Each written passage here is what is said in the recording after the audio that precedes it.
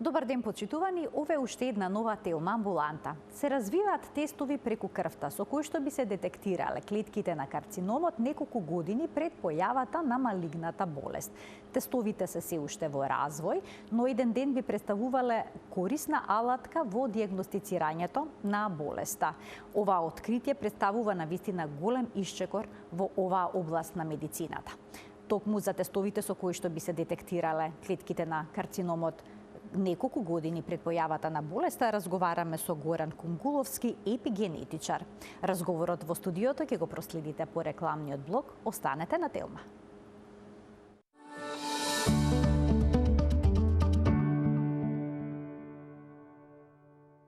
Во денешната телма амбуланта зборуваме за тестовите што се развиваат и ќе се прават преку крв, со кои што ќе се детектираат клетките на карциномот неколку години пред појавата на болеста.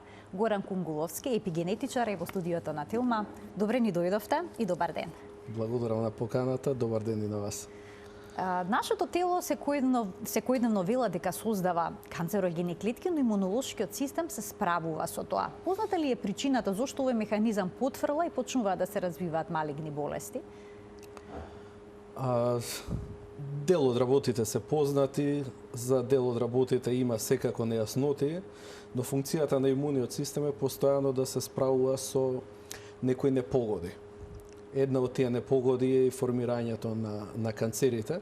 Сега потребно е одредено време на промени кои се кумулативни, кои се мали од самиот старт, но како поминува времето и како се делат клетките, се акумулираат се повеќе и повеќе и предизвикуваат една клетка од нејзиниот иницијален идентитет, например клетка на црн дроб, да премине после одредено време во клетка која веќе малку наликува на црн дроб, но исто така има способност за неконтролирана делба, односно се претвара во налик туморна клетка или туморна клетка. Сега имуниот систем има за функција сите овие неугодности во самото тело да ги детектира и најголем дел од нив ги детектира, но поради проста статистика, нели, бидејќи имуниот систем не е перфектен, со текот на годините исто така како стари организмот, така стари имуниот систем, и станува се помалку и помалку соодветен. Ако бил во самата младост до одредено ниво на перфекција, блиску до перфекција, сега лека полека неговата ефикасност се намалува и затоа дел од овие клетки кои претходно имуниот систем со кој би се справил, сега го избегнуваат тој имун одговор и веќе заземаат одреден простор во органот и неконтролирано растат. Сега дури кога растат, дури кога се формира одреден тумор, имуниот систем реагира, го препознава, убива дел од тие клетки и сега постојано се наоѓаме во некоја борба помеѓу имуниот систем и помеѓу растот на туморот и голем дел од времето имуниот систем преовладува и ние не ни знаеме дека сме се бореле со одреден број на малигни клетки, но кога малигните клетки ќе победат, веќе се јавува една туморогена маса и тоа се оние именувани тумори, нели, за кои и разговараме. И сега и во самиот тумор имуните клетки навлегуваат, но после одредено време во таа борба се изморуваат, се викаат exhausted T-cells. И сега се работи на технологии кои имаат за намена да ги разбудат тие имуни клетки кои се наоѓаат во самиот тумор и да се борат со него. Тоа е природен механизам на борба со болеста и колку порано се детектира болеста, толку полесно ќе им биде на имуните клетки да се борат со самиот тумор, но толку полесно ќе биде и на модерната медицина да се справува со најновите третмани и најновата нега на овие туморни болести. Затоа постојано се зборува за рана дијагностика и неколку светски биотехнолошки компании веќе развиваат тестови за детекција на овие канцерогени клетки преку крвта и македонска компанија се вклучи во овој процес на развој на овој тип на тестови се нарекува Fingerprint Diagnostics. Тоа е всушност ваша компанија, ако добро разбрав. Да. Сега кога почнавте да работите? Концептуално за оваа тема размислуваме некои 10 на 15 години уназад. Имавме некој основен концепт за тоа како треба да се детектира, но на светско ниво немавме доволно развиена технологија, немавме доволно зрела технологија. Таа технологија созря изминатија неколку години и од пред 2 години некаде со колеги од македонски IT компании и од македонски универзитети седнавме да дискутираме на оваа тема. Иницијално ја работевме како хоби, се додека не добивме некои прелиминарни резултати кои многу не охрабрија во однос на нивната сензитивност и специфицитет, во однос на нивната прецизност и не охрабрија да навлеземе подлабоко во таа тематика. И сега еве веќе 2 години работиме на таа проблематика и имаме некои солидни резултати во позадина, но далеку сме од рутинска примена во рутинско здравство. Значи се уште се во рана фаза на развој овие тестови? Генерално и на светско ниво. Така. Неколку компании работат активно на оваа проблематика, работат активно на рана детекција на канцер, ама преку крв. Нели преку анализа на крв, бидејќи крвта ни е најдостапен биоматеријал, преку самата крв, бидејќи канцерот остава свој отисок во крвта, затоа и компанијата се вика fingerprint, бидејќи ние го детектираме тој отисок на самото на самото туморно ткиво во крвта. И голем дел од овие компании, меѓу кои и ние, работиме на тој концепт и сите се во некоја рана фаза. До сега на светско ниво нема развиено ни еден тест кој е спремен да влезе во рутинска пракса. Има развиено комерцијални тестови, например компанијата Grail од SAD, но тој тест нема FDA одобрување, нема EMA одобрување и не е спремен да влезе во рутинско здравство, иако активно се работи на тоа и со осигурителни компании и со здравствените системи и установи и во Америка и во Европа за ваков тип на тестови лека полека да влезат во тоа рутинско здравство и да ја поместат фазно детекцијата на канцерот. Да одат во насока на порана детекција на рак. Споменавте дека канцерогените клетки остават свој отпечаток во крвта. За каков отпечаток станува збор? Значи, тестот преку крв не ги диагностицира, односно не ги пронаоѓа клетките на карцином, туку пронаоѓа нивниот отпечаток, некој дел од ДНК. Што се случува? Како функционира? Така. Јас би се вратил, за да го дефинираме ова, би се вратил малку поназад. Како ние, бидејќи ДНК е рецептата за градење и функционирање на еден организам, така? И ние во себе имаме некои минимум 200 типови на клетки. И тие 200 типови на клетки ја носат истата рецепта, истата ДНК секвенца. Но како со истата рецепта, нели? Ние имаме црнодробни клетки, како имаме клетки на мозок, клетки на бубрези и така натаму. Различни типови. Да, а ја носиме истата информација. Истата ДНК секвенца. Имаме повеќе видови на клетки, бидејќи во секоја клетка, ако имаме 20.000 гени, и тоа е севкупната генетска информација, не сите 20.000 гени се активни во таа клетка. Во една клетка една комбинација на 7 до 10.000 гени активна, во друг тип на клетка друга комбинација, и тоа е регулирано, се вика тие епигенетски промени. ДНК е изградена од А, Т, Ц и Г. И сега на буквата Ц од ДНК има мали хемиски модификации кои викаат, овој дел од ДНК треба да биде активен, овој дел од ДНК треба да биде неактивен. И во секоја клетка има уникатна распределба на тие мали хемиски модификации. Тоа се вика ДНК медилација. Има околу 30 на милиони. И секоја клетка си има уникатен склоп на тие 30 на милиони модификации и според тоа си има свој уникатен идентитет. И сега како секоја клетка расте и се дели, меѓу кои туморните, нели рековме дека имаат забрзан раст и делба, така тие клетки изумираат. И откако ќе изумрат, тие го оставаат нивниот фингерпринт во крвта, бидејќи таа ДНК треба да се ослободи низ крвта и да се изфрли преку бубрезите и преку фецесот. Ама додека се изфрли, таа циркулира низ крвта и го остава својот фингерпринт. И така ние не само за туморните клетки, теоретски, се развиваат и технологии кои би детектирале дали во самата крв има циркулација дали на срцеви клетки, дали на црнодробни клетки, клетки со потекло од било кој орган. И тоа е еден од пристапите за откривање на идентитетот, на тој фингерпринт од канцерот во крвта. И сега, бидејќи рековме, секоја клетка си има свој идентитет, така? И секој тумор си има свој идентитет, секој канцер си има свој идентитет. И сега ние ако ги знаеме мапите на тие тумори, а знаеме од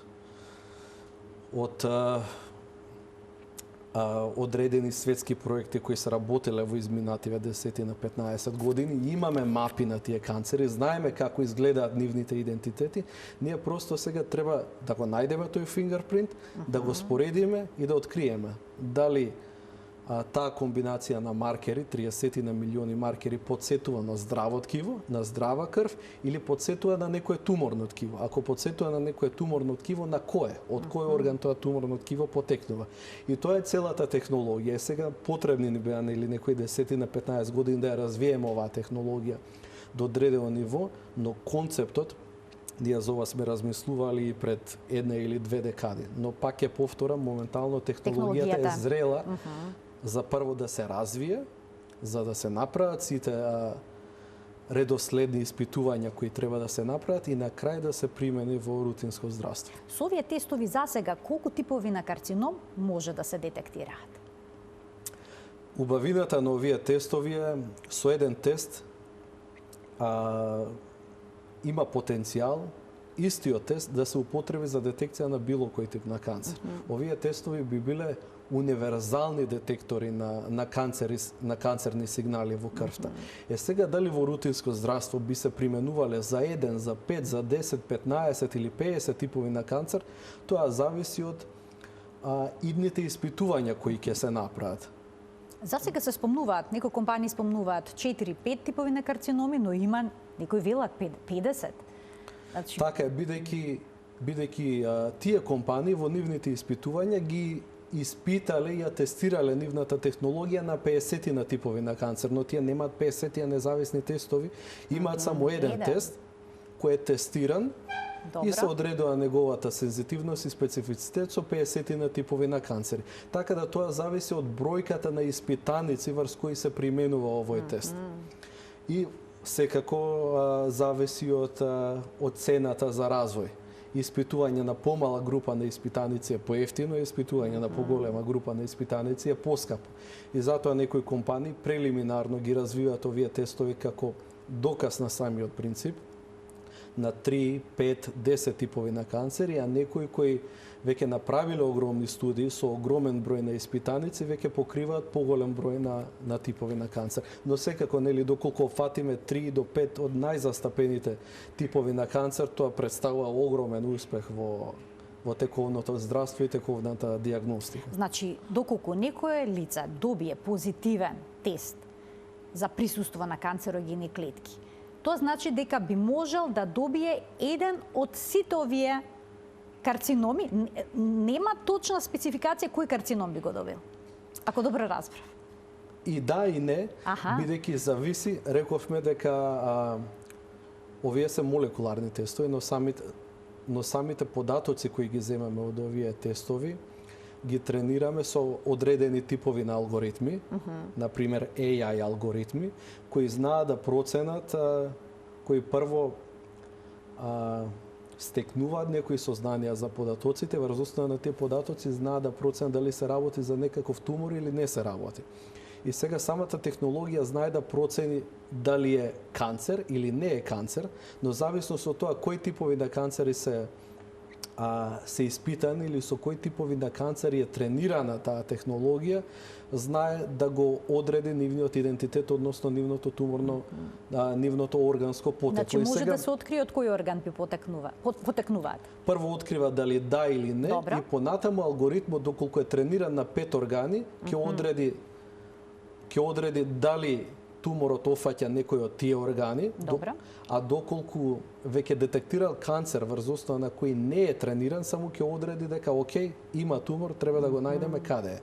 Но идејата е нели секако кога ќе се применуваат овие тестови во здравство, доколку алгоритмот е трениран на 5 типови на тумори, финалниот резултат ќе се добија во однос само на тие 5 типови на тумори, иако самиот алгоритам во позадина препознава и други. Но бидејќи не е валидиран за останатите, не смее да се применува во рутинско здравство. Инаку самата технологија како технологија ги препознава сите. Сите промени. Да. Сега, колку години пред појавата на болеста, на симптомите, може да даде позитивен резултат, односно да ги открие овие клетки? Поентата е колку порано, нели толку подобро. Зависи од типовите на канцери и самата технологија. Многу поверојатно е да детектира сигнал во канцер кој се наоѓа во подоцна стаза. Например, сензитивноста за канцери во подоцна стаза е над 90%, а сензитивноста за канцери во порана фаза, разговараме за прв или втор стадиум, е меѓу 50 и 70 со тековните технологии. Но тоа секако ќе се подобрува како се развива технологијата, но и 50% е нели многу подобро од нула, така? И идејата е да се детектира самото присуство на канцерниот сигнал пред да се појават првите симптоми на болеста. Пред да станат детектибилни. Значи пред симптомите да се појават, а не пред болеста сосема да биде присутна.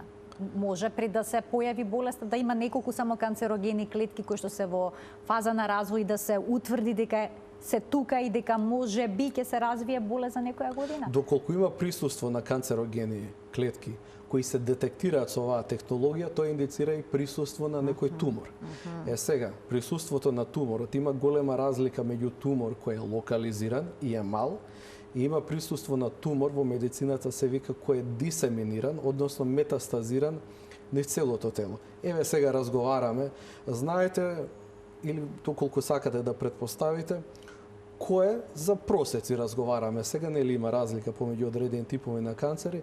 Знаете ли колкав е процентот на позитивен исход кај локализирани канцери од самата терапија, а колкав е процентот на позитивен исход кај метастазирани канцери? Дали имате некоја идеја? Сигурно позитивен исход кај метастазирани е многу мал. Е многу мал. Речи си, веројатно тежна и кон нула. Кога имаме локализирани канцери, и тоа е сега од последните информации, мислам дека се од САД, мислам дека се последните информации, доколку туморот се открие во локализирана состојба, зборуваме за просеци сега, кај некој канцер е повисок просекот, кај некој е многу понизок, али во просек. Доколку го откриеме во локализирана форма, позитивниот исход е меѓу 85 и 90%. Доколку го детектираме во локализирана форма. Так. Но проблемот со канцерите, голем дел од нив, некои 50% и повеќе ги детектираме во подоцен стадиум, кога позитивниот исход од третманот на самата болест е меѓу 15 и 20%. И сега има голема разлика. Но бидејќи јас сум оптимиста, тоа мене ме охрабрува. Тоа мене ми вели, и веројатно и на сите нас тука, дека ние моментално имаме технологија и медицинска нега и медицински третмани за справување со канцер, но само кога го детектираме во локализирана состојба.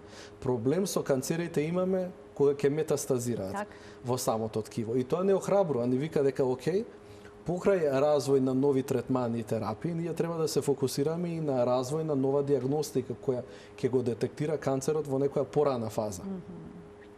И тоа е многу релевантно и за самите здравствени системи, и за самите пациенти, бидејќи позитивните исходи прво се поголеми, второ, поевтино е да се третираат такви типови на канцери, бидејќи генерално со едноставна интервенција се вадат од самото тело, бидејќи не се дисеминирани, не навлегле длабоко во телото, за разлика од канцери кои се детектираат во подоцни стадиуми, во кои самиот третман е многу поскап. Нели тоа е во интерес на здравствените системи кои пробуваат да бидат најекономски исплатливи, но и во интерес на самите пациенти, нели, да се детектира во порана фаза со цел да имаме подобар исход од болеста. Такова навистина е голем исчекор во раната диагностика. И само да се надоврзам, генерално од некои студии кои не се работени кај нас, се работени во Кина и во САД,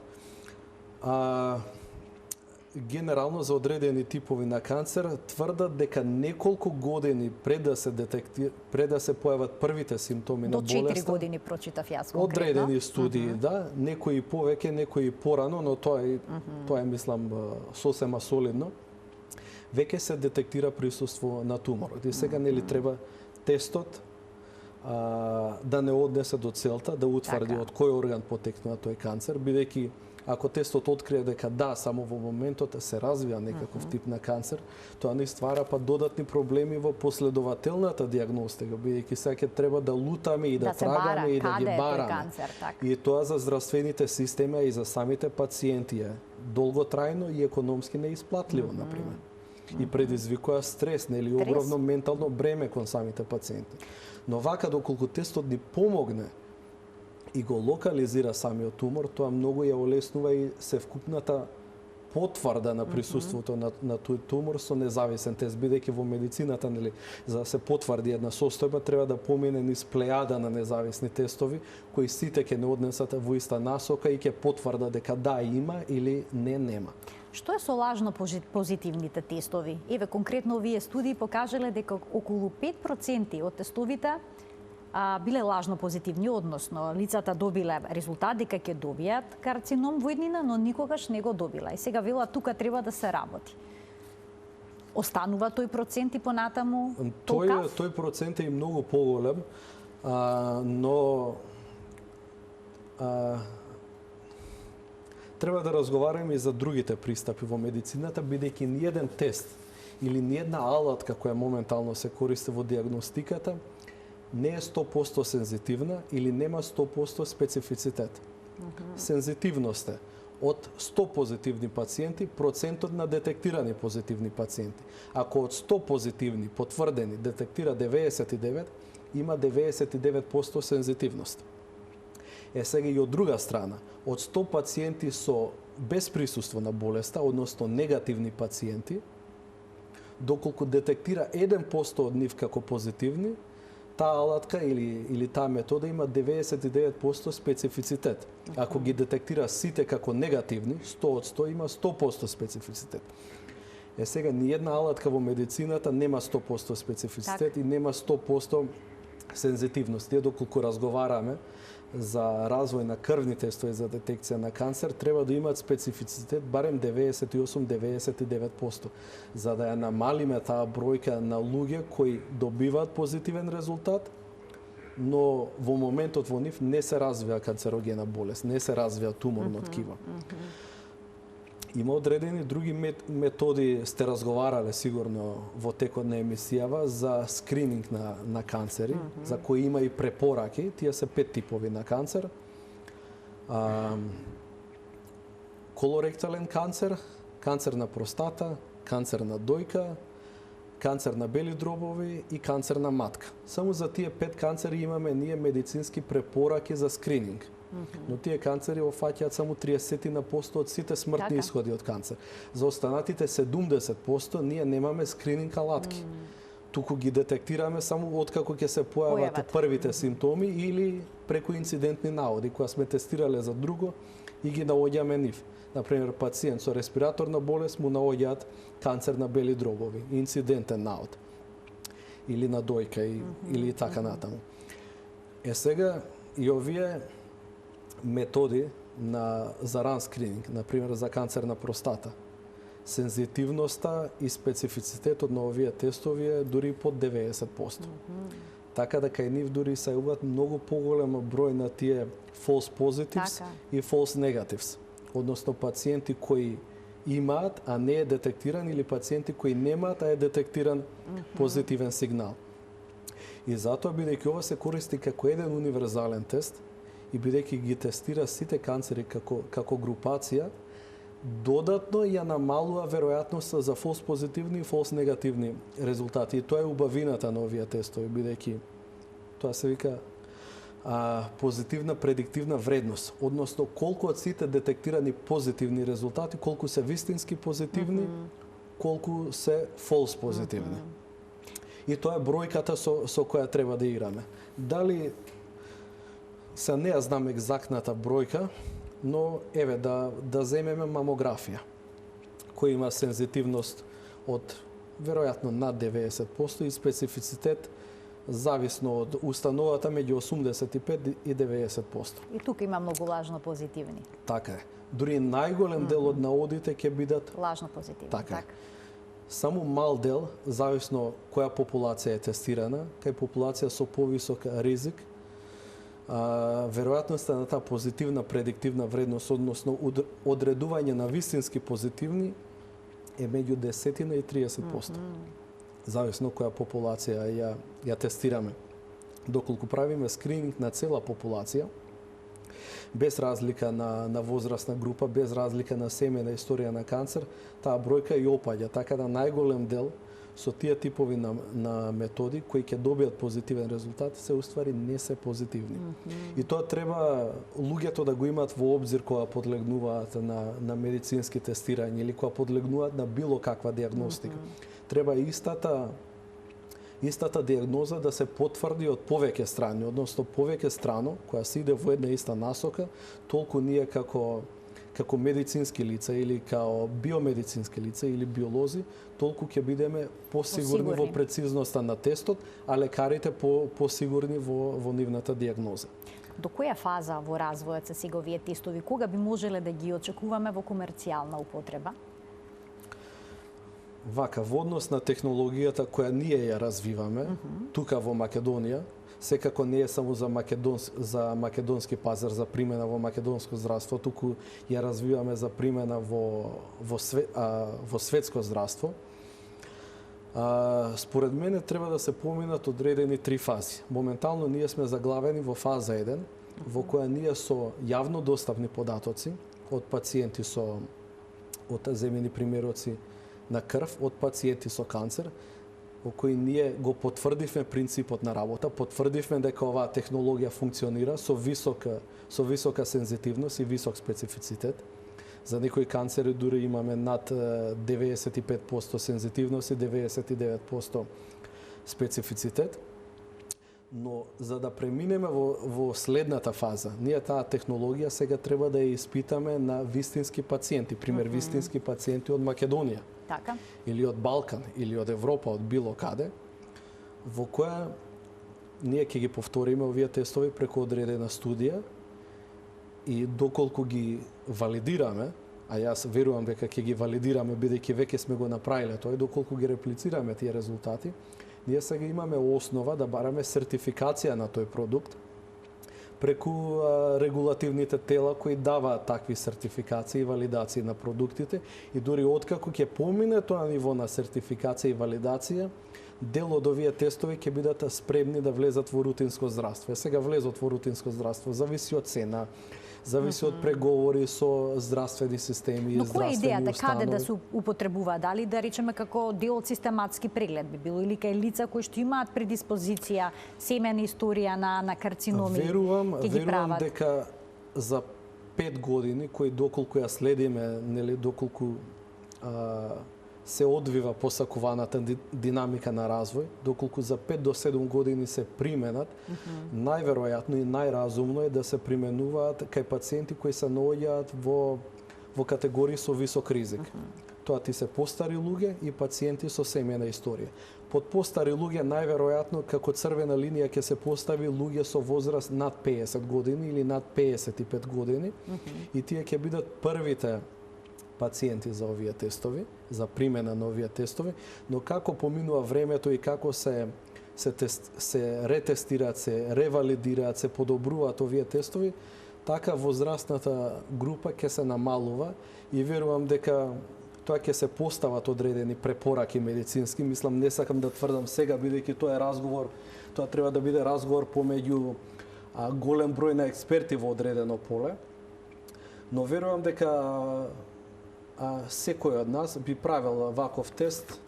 Луѓето во висока категорија на ризик би правеле максимум 2 пати во годината, а луѓето со пониска категорија на ризик веројатно би правеле на 2 или на 3 години. Или во најмала рака на 1 година, али тоа зависи од многу други студии кои треба и во иднина да се направат, зависи од анализа на ретроспективни податоци, но највеќе зависи од преговори со здравствените системи. Не зборувам сега само за Македонија, туку и на светско ниво. На светско ниво, да. Значи, вашата проценка е некаде 5 до 7 години, дека се потребни за овие тестови да се најдат во употреба, во рутинска употреба.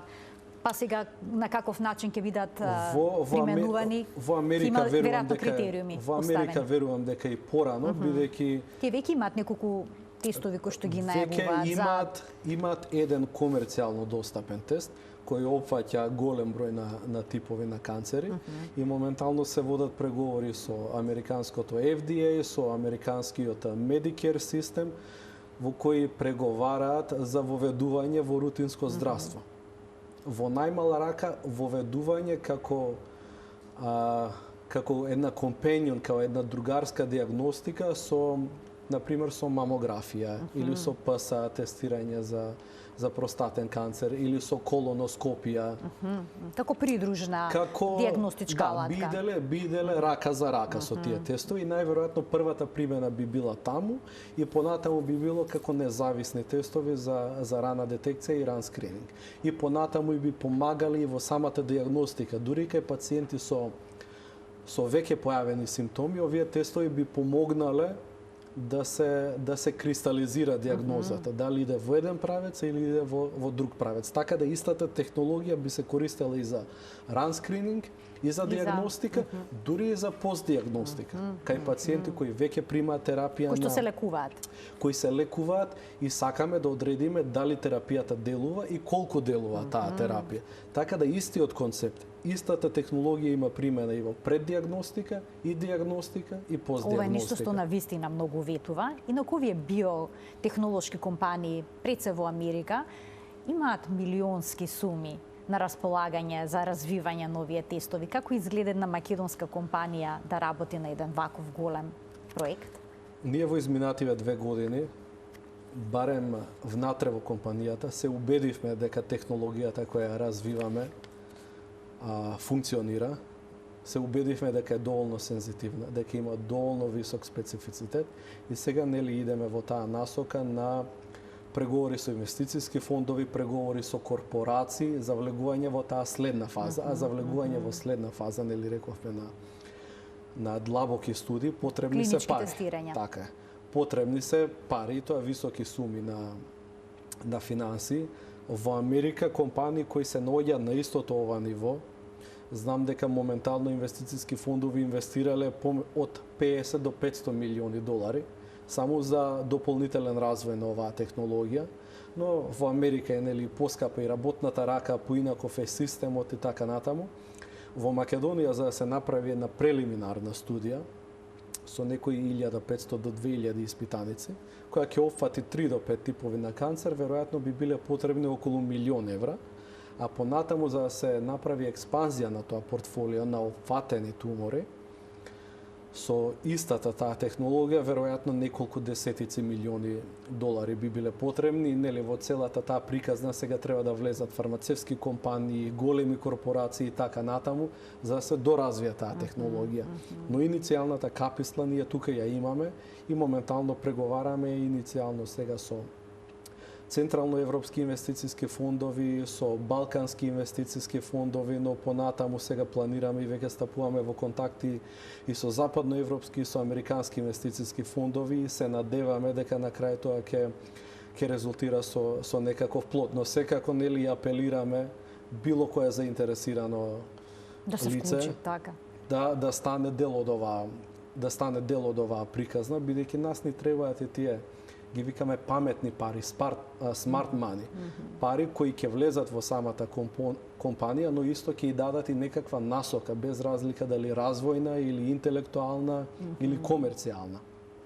Не требаат само пари како пари, туку требаат паметни пари кои би помогнале да се развие и да се примени оваа технологија. Јас ви посакувам успехи на овој пат, бидејќи и тој дел е составен дел и од научната сфера, така функционира денеска се, и дека што побрзо ќе бидат развиени овие тестови, што поскоро ќе бидат применувани.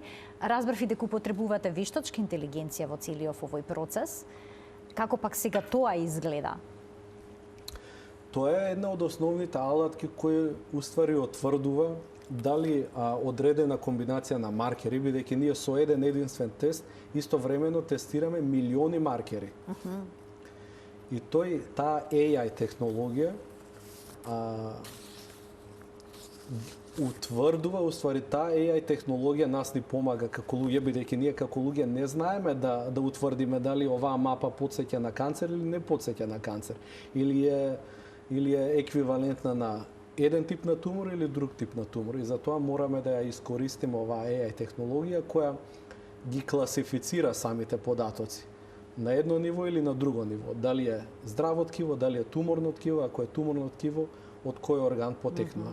Ние како луѓе со прегледување на тие информации немаме способност, бидејќи датотеките, информацијата е премногу комплексна, и затоа неминовно е да се користи AI или некои други напредни методи во статистиката кои ни помагаат да утврдиме со каква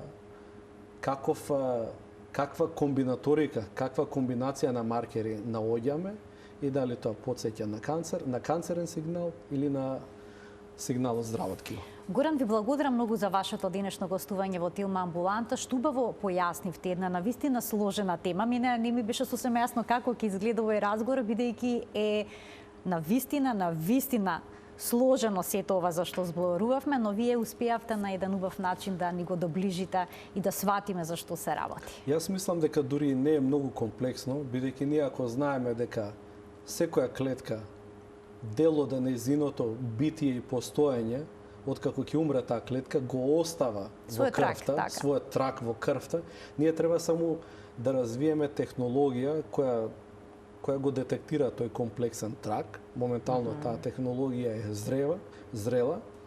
Нели, сите знаеме за основни крвни биохемиски анализи и веруваме дека ако не за 5 години, барем во нареднава декада овие тестови ќе станат дел од рутинско здравство, и не само во насока на детекција на разни типови на канцер, туку и во насока на детекција на било која друга болест. Бидејќи секоја болест си остава свој трак во крвта, но тој трак до сега барем бил премногу комплексен за тековната технологија за да се следи, но како се развиваат нови технологии, така да ги упростуваме тие комплексни трагови и ги детектираме во самата крв. Така да за неколку години верувам дека ќе стане дел од рутинско здравство, и се надевам дека ќе стане дел од тоа рутинско здравство, и се надевам и дека ние ќе бидеме дел од тоа рутинско здравство и дека ќе успееме да стигнеме до крај со оваа проблематика. Се надевам дека ќе бидете дел од овој проект и дека ќе бидете успешни во сето тоа.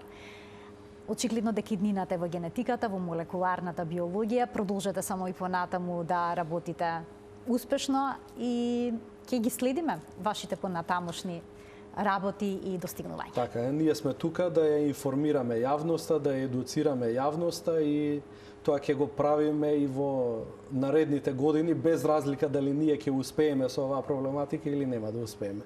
Битно јавноста ќе информираме и ќе едуцираме за најновите иновации во медицината и биомедицината. Горан, и понатаму ви посакувам многу успех и се гледаме повторно во Телма амбуланта. Почитувани, ова беше се во денешната емисија. Ви благодарам за вниманието со кое што не следевте. Ви посакувам пријатен ден.